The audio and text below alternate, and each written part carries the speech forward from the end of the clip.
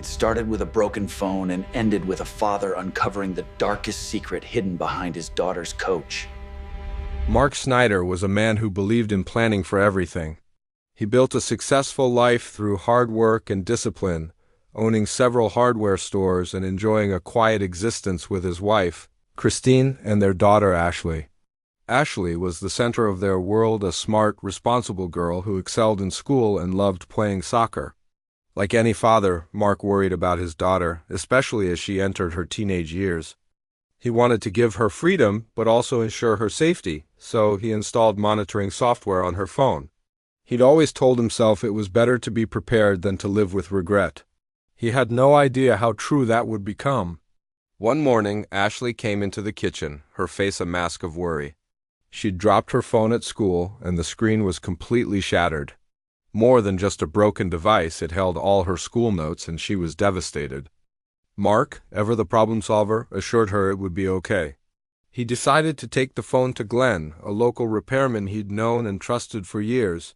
Glenn was a wizard with electronics, and Mark had no doubt he could fix it. He left the phone in Glenn's capable hands, expecting a simple repair. The next afternoon, Mark's phone rang. It was Glenn, but the tone of his voice was different. It was serious, urgent. "Mark," he said, "can you come to the shop? And please, come alone." A knot of unease tightened in Mark's stomach. This wasn't about a broken screen. When Mark arrived, Glenn led him to the back room, his expression grim. He explained that while backing up the phone's data, he stumbled upon something hidden. It was a messaging app, cleverly disguised to look like a simple calculator. Glenn had opened it. What he found made Mark's world come to a screeching halt. Inside were months of messages between Ashley and her soccer coach, Timothy Riley. The conversation started innocently enough praise for her performance, encouragement and compliments. But as Glenn scrolled, the tone shifted.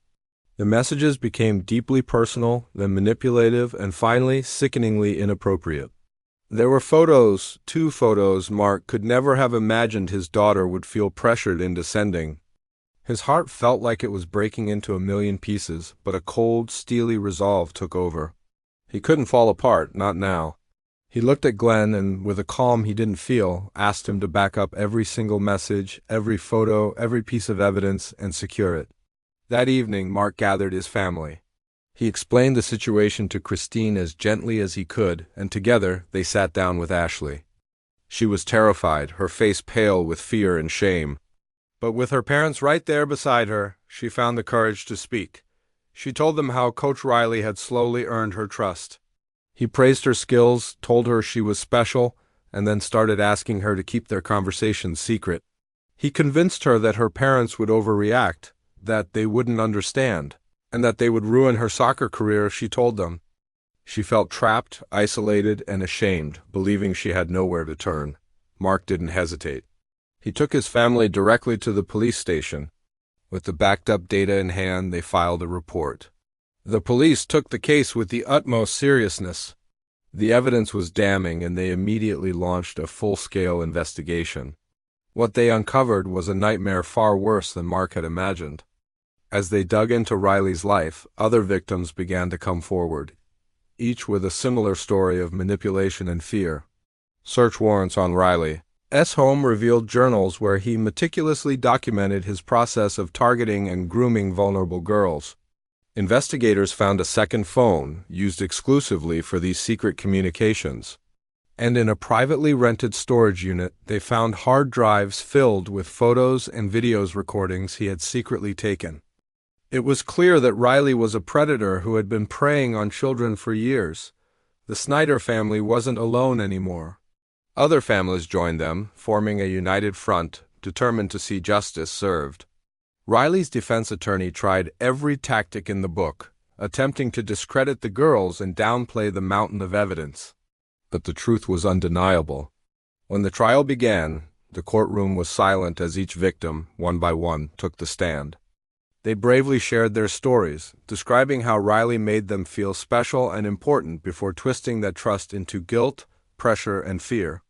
Ashley's testimony was powerful. She spoke clearly about the confusion and manipulation, how he had made her feel like she owed him something for believing in her future. The jury listened to every word, and the overwhelming evidence left no room for doubt. Timothy Riley was found guilty on all charges. During the sentencing hearing, the victims were given a chance to deliver impact statements. Ashley stood tall, looked directly at the man who had hurt her, and spoke with a calm firmness that resonated through the room. She told him he had stolen her trust and replaced it with fear, but she was choosing to rise above it. Then it was Mark's turn. As a father, he delivered a powerful message. Describing the shattered lives Riley had left in his wake and demanding the harshest possible punishment, the judge agreed. Timothy Riley was sentenced to spend the rest of his life in prison. A wave of relief washed over the families. He could never harm another child again, but Mark's fight wasn't over. He knew true change required more than just putting one man behind bars. He filed a civil lawsuit against the school district for gross negligence. Evidence showed that the school had received prior warnings about Riley, but had failed to investigate them properly. The families won the case, forcing the district to implement sweeping new policies to protect students. Mark then went a step further. He arranged a meeting with Riley's wealthy grandfather, a man of significant influence. He urged him to use his resources not to defend his grandson, but to honor the victims by funding nationwide programs dedicated to child protection. Moved by Mark's plea, the grandfather agreed, helping to turn a terrible tragedy into a catalyst for meaningful change. With time, Ashley began to heal. She found her way back to the soccer field, not because she had to, but because she loved it. She reconnected with her friends and started looking at colleges, excited for a future far away from the dark memories of her past. One day, a letter arrived for Mark from prison. It was from Riley, asking for forgiveness. Mark didn't even open it. He threw it away. Some actions he knew were beyond forgiveness. One evening, as the family sat together, enjoying the simple peace they had fought so hard to reclaim, Mark had a realization. The real victory wasn't in seeing the man who hurt his daughter destroyed. The true victory was sitting right here beside him. It was helping Ashley find her strength, watching her heal, and knowing she was moving forward into her future with courage and hope. That was the only justice that truly mattered.